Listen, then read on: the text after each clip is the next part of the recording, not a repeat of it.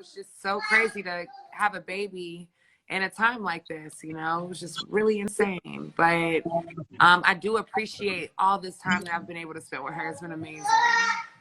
You know, how was that experience? Because people were trying to figure out what was going on, and I know panic was setting in. How was that experience for you at the hospital? And then also, I know a lot of people say Black women don't get taken care of as well as others when it comes to being at the hospital and even having their child.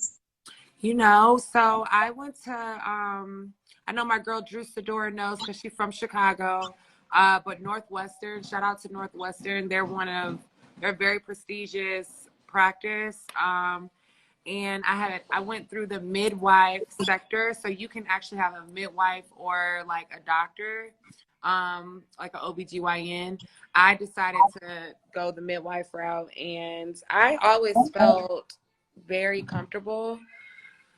You know, I really hate that we have these type of experiences, and some of the stories that I hear from my friends about their labor experience, I just cannot believe the trauma that they went through. And it was all because, you know, their doctor didn't believe them when they were describing what pain they were having, or, you know, what they were going through.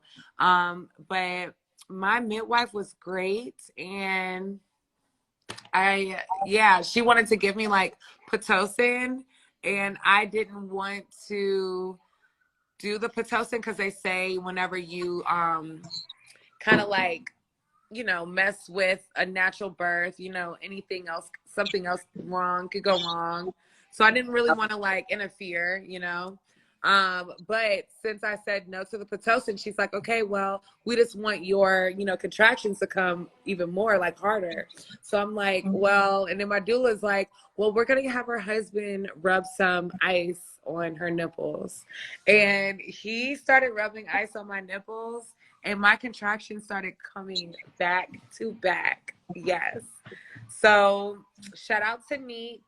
If you need, ladies, if you need someone to rub some ice on your nipples while you're in labor, my husband, he's great at it. Oh, and he's available? Are you going to let him be available? He's not available, but, you know, for the right price, we might. The money is great, okay? You're where the money resides, apparently. Where the money resides.